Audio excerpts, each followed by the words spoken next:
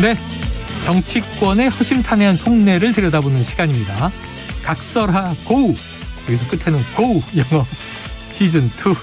자, 오늘도 더불어민주당 선대위 대변인을 지내신 현근택 변호사, 그리고 인수위 청년소통 TF단장을 지내신 장혜찬 평론가 나와 계십니다. 어서 오세요. 네, 안녕하세요. 안녕하세요. 자, 가장 바쁜 두 분, 방송에서 설전을 많이 펼치시는, 오늘 미리 보는 지방선거 맞대결이 될 가능성이 높습니다. 자, 오늘 시작이 돼서 31일까지 공식 선거운동 기간인데요. 그래서 오늘 각설하고 시즌2는 지방선거 특집입니다. 자, 공식 선거가 시작됐으니까 선거운동이 그 확성기 녹음 틀고 현수막도 걸고 이제 유세 돌아다니고 선거운동은 매일 거리에 눈에 띌 거예요. 자, 바로 직접적인 선거 전략이 나오는데 두 분 다 경험이 있으시니까, 선거 경험이. 후보이거나 혹은 캠프 관계자라면 확성기를 앞에 딱 들었어요. 어떤 메시지를 지금 뿜어낼 것 같으신지.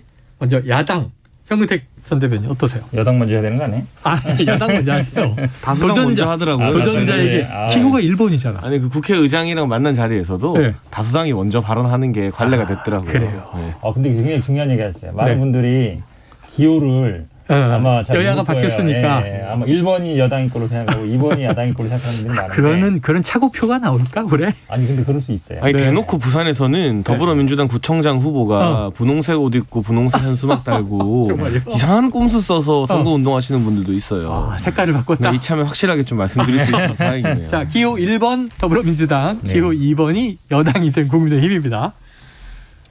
일단 뭐 여당에서 야당으로 바뀐 입장이니까 야당의 선거구는 항상 같습니다. 네. 여당을 견제해달라. 견제할 힘을 달라. 네. 그렇게 할 수밖에 없죠. 또 윤석열 정부의 지금 약간 일방 독주, 특히 뭐 청와대 대통령실 이전이라든지 인사 문제 이런 걸 견제할 수 있게 야당에 힘을 달라. 그게 가장 1번이죠. 네. 예.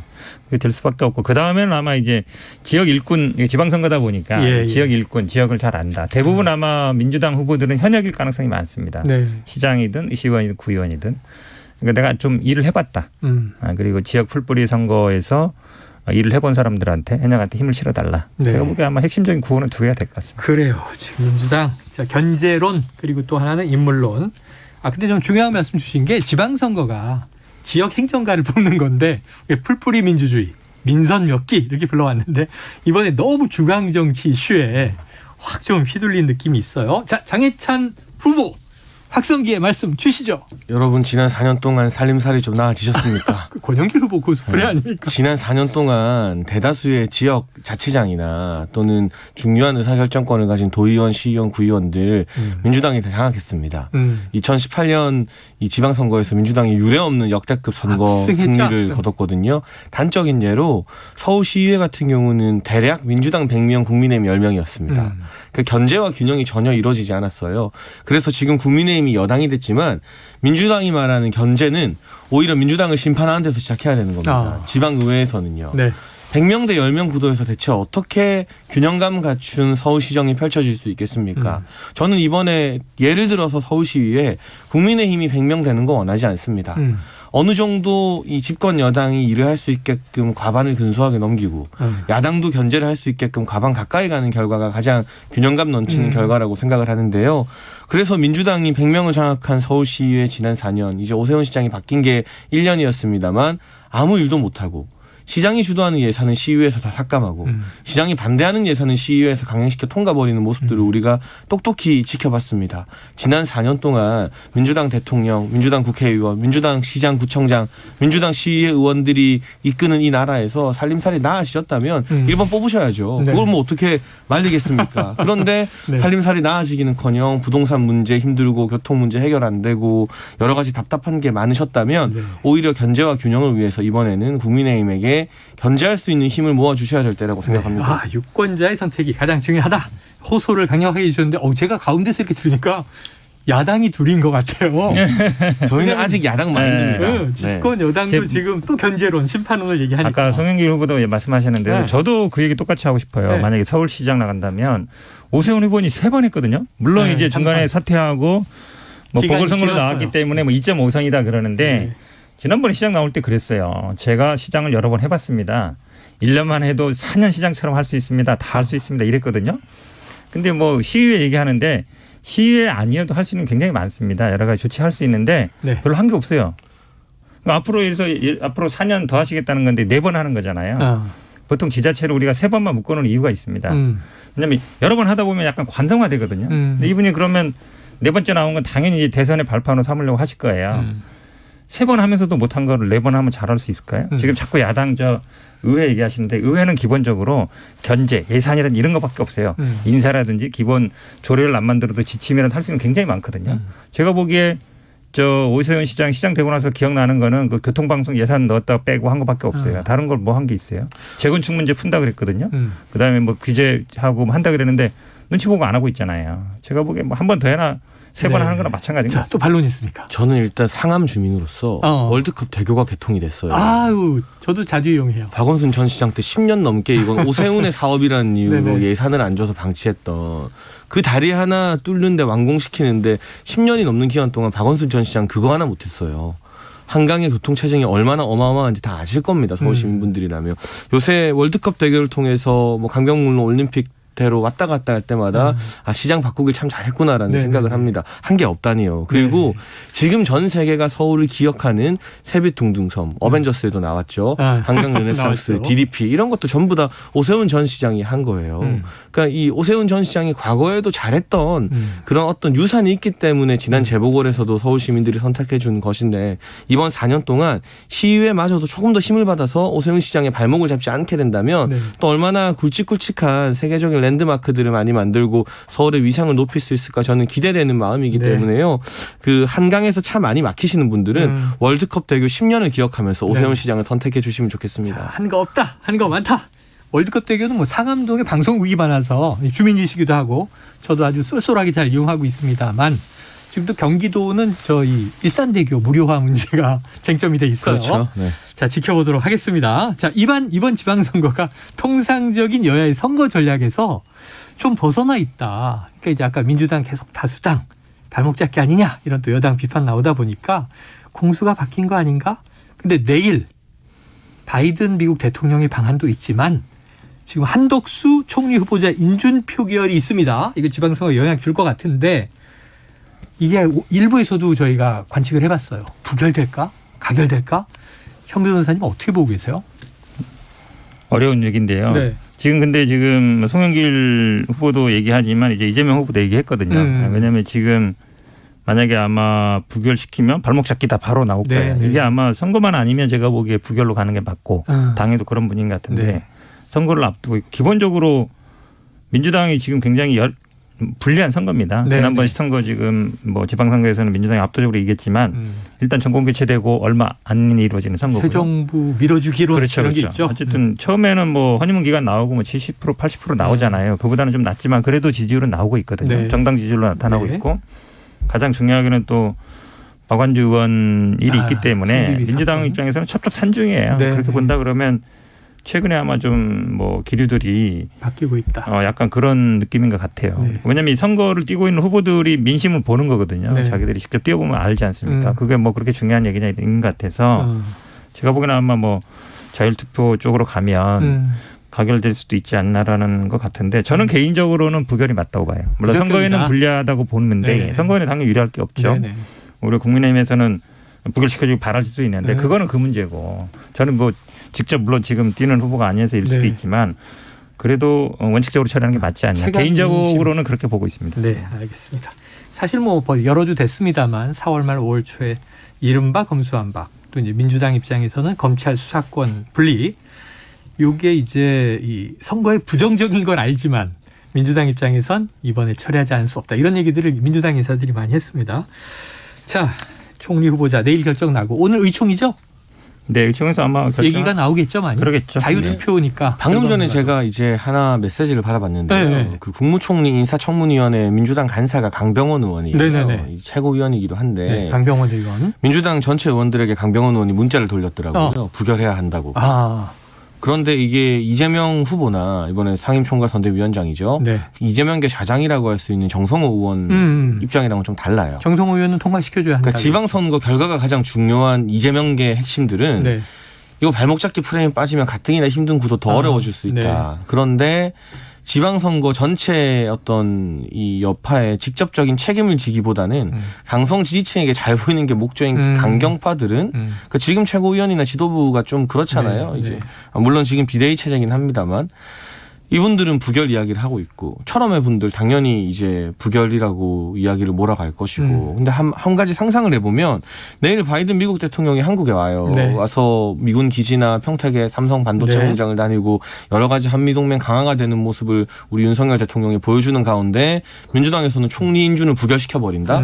이 효과가 2배, 3배 더 커져버리는 것이거든요. 네. 그러니까 저는 사실 당연히 원활한 국정 운영을 위해서는 민주당이 이걸 인준 찬성해야 된다고 봅니다만 네. 지방선거 승리만을 위한 철저히 정략적인 관점에서 보면 민주당이 만약 이거 부결시키면요. 네. 국민의힘의 지방선거 대책 지도부들은 속으로 땡큐라고 만세를 부를 겁니다. 그러니까 민주당이 어떤 선택을 하든 이건 지금 이 총리 인준을 가지고 뭔가 전선을 만들 생각을 하지 말고 네. 이건 순리대로 인준해주고 네. 나머지 다른 문제에서 야당으로서 낼 수 있는 메시지를 내야지 네. 총리 인준 전선이 너무 길어지게 되면 어느 쪽이든 인준으로 가든 부결로 가든 민주당에겐 별로 유리할 게 없는 불리한 전선에서 지금 싸우고 있는 것 같아요. 자, 민주당 내 통과론, 부결론 지금 민주당 내에서도 좀 갈려 있고 격돌할 수 있는데 오늘 의총에서 지금 두 분의 의견은 비슷하세요. 결론적으로는 통과시켜주고 책임은 정부 여당이 지도록 하는 게 맞다.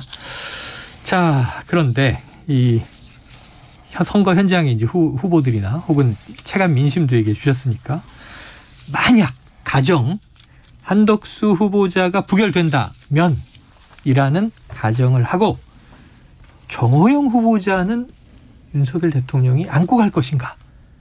원래는 뭐 오늘 정도에 사퇴하는 게 맞죠. 그동안에 저희들이 정치적인 입장으로 본다 그러면 네네네.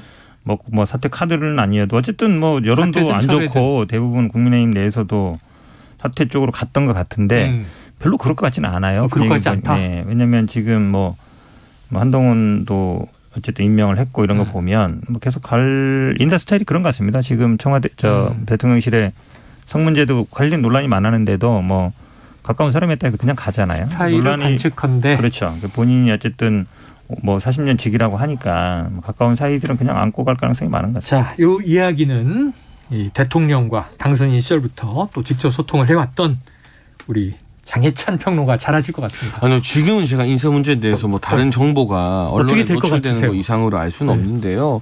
저는 한덕수 후보자 인준 문제랑 연동되는 일은 아니라고 봐요. 윤석열 대통령이 지금 국정 운영하는 것, 또 당선인 시절에 보여줬던 행보를 보면 소위 말하는 여의도 정치처럼 이걸 주면 이걸 포기하고 막 이런 식의 어떤 계산은 잘 안 합니다. 아니고. 그러니까 가면 가고 아니면 아닌 거예요. 그러니까 정호영 후보자에 대해서 지금 뭐 임명 강행일지 아니면 자신 사퇴 권유일지 이게 철회일지 네. 고민이 길어지고 있는 건 정말 깊이 고민할 사안이기 때문인 거죠. 예를 들면 뭐 이 대형 병원을 운영했던 경험이 있는 그런 전문성 등을 높이 평가하는 한편 국민적 여론이 그렇게 좋지 않은 부분들 사이에서 굉장히 고민하는 것이지 한덕수 후보자 예를 들면 부결됐다고 임명하고 인준됐다고 사퇴하고 그런 차원의 결정은 윤석열 대통령이 지난 1년 동안 정치해왔던 걸 본 사람이라면 그 계산은 아닐 거라고 저는 생각합니다. 알겠습니다. 자, 별건으로 판단할 것이다. 자, 이 현 변호사님. 네. 야당에서 공세를 펼 만한 포인트일까? 궁금한데요. 한동훈 법무부 장관 어쨌든 취임했고 임명되고 바로 저녁에 취임했고 하루 만에 검찰 인사가 단행됐어요. 이거 이제 하루아침에 했을 리는 없으니까 미리 준비했던 인사일 것 같은데 이게 하루 만에 검찰 인사의 대대적인 단행은 이례적인데 뭐 이 신문 보도들을 종합하면 어쨌든 돌아온 윤석열 사단. 이거 좀 공격 포인트가 될까요? 공격이라보다는 상당히 좀 이례적이죠. 왜냐하면 뭐 벌써 신호는 나타나고 있습니다. 오늘 보니까 아마 뭐 산업부라든지 관련됐던 분들 압수수색한다는 보도가 나왔잖아요. 이게 신호를 준 건데 한 두세 가지 정도 문제가 있어요. 왜냐하면 윤석열 라인이 대부분 보면 특수부 라인인데 윤석열 사단이라는 분들이 한 30-40명 정도 되거든요. 대략 이제 특수부에서 같이 일했거나 아니면 뭐 기수도 한 25기에서 32기 정도 사이인데 부장급 이상으로. 근데 사실 부장검사 300명이 넘습니다. 근데 특수부 출신들이 그중에 한 10분의 1 정도밖에 안 돼요. 실제로는. 근데 이분들이 다 지금 영전을 한 거예요. 근데 첫째는 뭐냐면 원래 이제 절차상 문제인데 검찰총장의 의견을 듣게 돼 있거든요. 근데 지금 검찰총장이 공석이에요. 그러다 보니까 이제 어찌 보면 검찰총장 의견 듣는 절차가 없고 그다음에 검찰 인사위원회라는 게 있습니다. 인사위원회에서 원래 소집하거든요. 물론 뭐 구속력은 없어요. 자문기구니까. 근데 그런 건 그래도 그동안 형식적으로 해왔습니다. 하여튼 결찰을 거쳐왔어요. 네. 필요한 요건이거든요. 근데 바로 한다. 그만큼 어찌 보면 이제 급한 거죠. 지금 수사를 하겠다는 의지가 강한 네. 거고. 그러니까 민정수석 없앴다 하더라도 검찰총장 출신 대통령, 최측근 법무부 장관, 법무부 장관이 지금 인사를 한 거잖아요. 네. 그럼 이제 이미 이 윤석열 사단 이분들로 다 요직에 앉힌 거는 전 정권은 수사해라라는 메시지를 주는 거예요. 근데 뭐 윤석열 대통령 아시겠지만 전 정권 수사로 하지 않았거든요. 현 정부에 있는 수사를 한 거죠. 네. 당시에. 그렇죠. 그러니까 죽은 정권 수사하겠다는 건데 그러니까 대선 때 그렇게 얘기 나왔던 뭐 정치 보복이라든지 아니면 전 정권에 대한 수사를 하겠다 이런 의지를 드러냈었잖아요.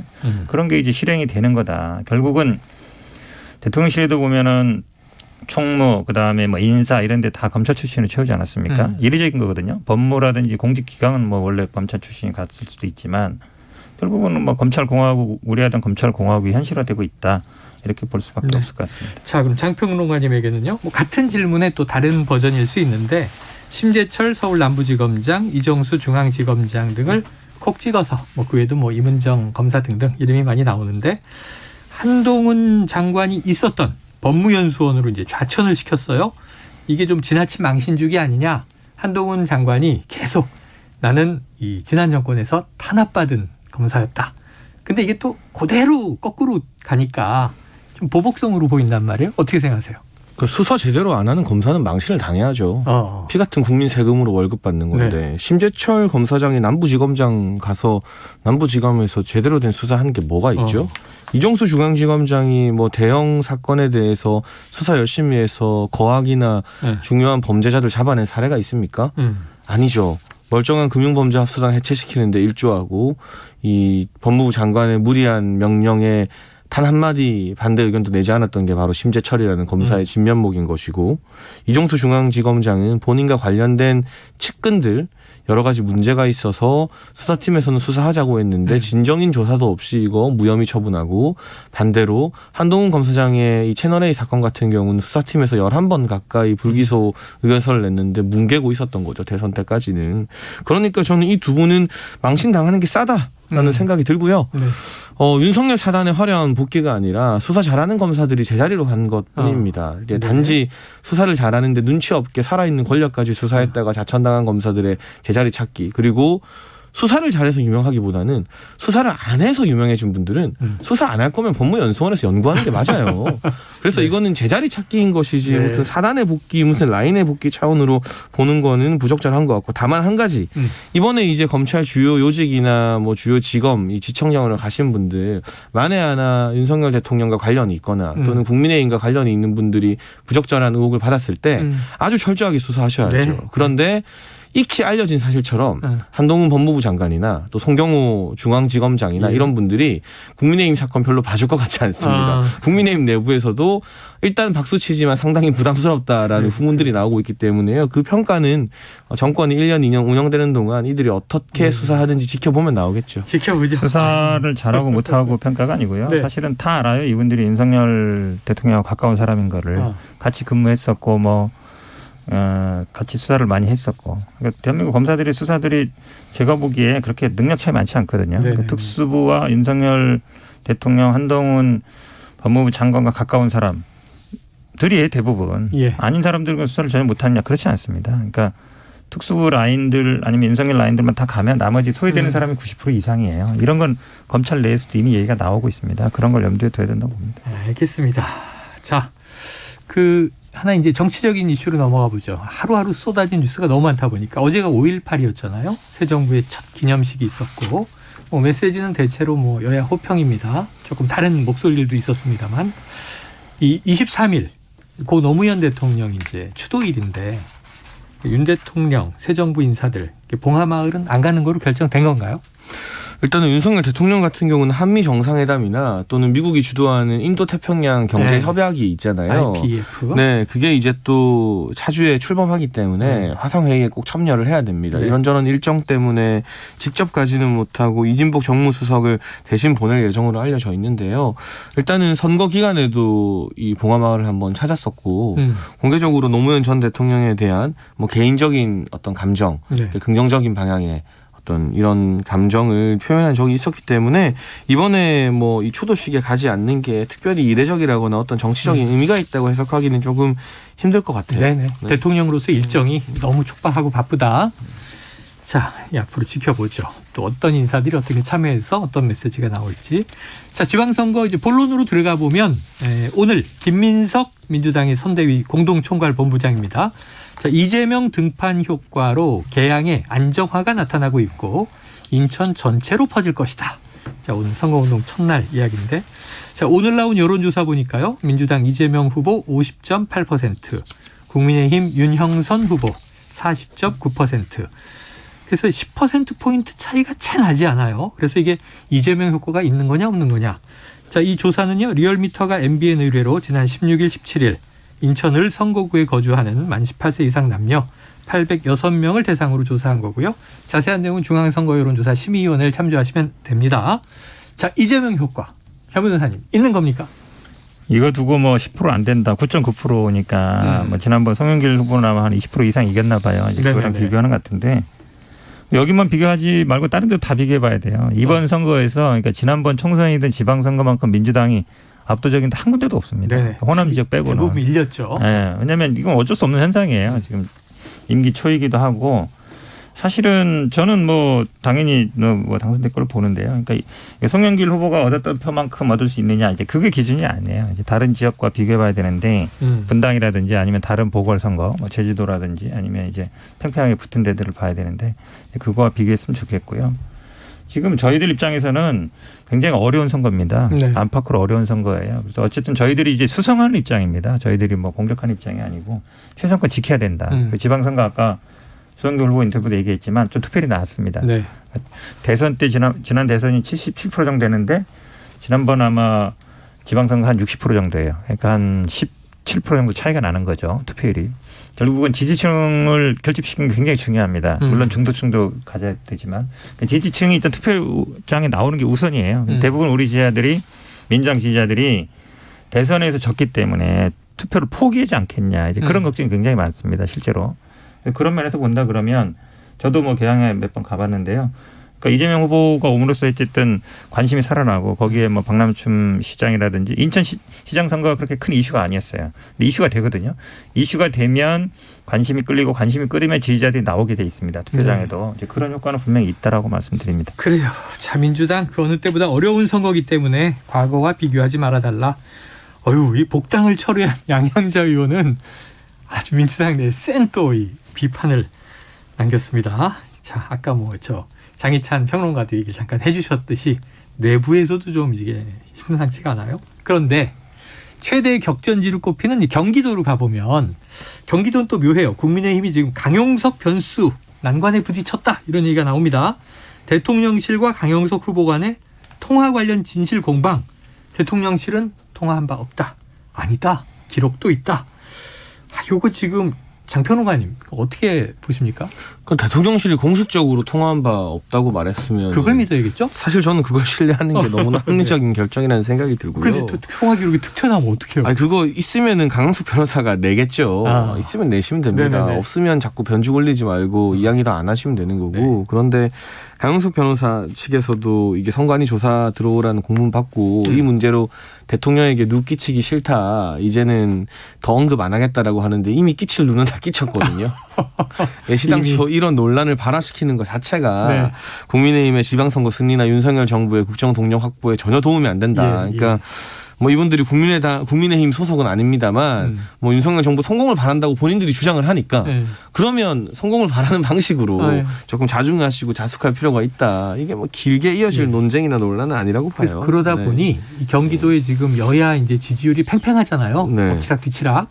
강용석 변수라는 게 이제 단일화 요인인데 김은혜 후보 입장에서는 조금 이게 단일화가 좀 절실해 보이기도 하는데 이 마이너스 효과가 날 거다 이런 관측들도 있고 그건 어떻게 보세요? 제가 평론가로서 단언하자면 안 될 겁니다. 안 된다. 네, 뭐 경선이나 합의를 통한 단일화 형식은 지금으로서는 이루어질 수 없습니다. 없다. 그럼 불가능하다고 보는 게 100% 확실할 것 같고요. 다만 강용석 후보가 선거가 진행되면 진행될수록 범보수 진영에서 사퇴해야 되는 거 아니냐는 압박을 엄청나게 받게 되겠죠. 그러면 본인이 지금은 사퇴 없다 완주한다고 하더라도 만약 자신이 얻은 득표율 때문에 김은혜 후보가 아깝게 낙선하면 보수 진영에서 과연 강용석 후보가 예전처럼 영향력을 띠고 네. 유튜브 하고 할 수 있을까요? 예. 전망이 굉장히 어두워지는 것이거든요. 그 부담을 강용석 후보가 이기지 못하고 자진 사퇴할 가능성은 아직 열려 있다고 봅니다만 열려있다. 단일화할 가능성은 제로라고 생각합니다.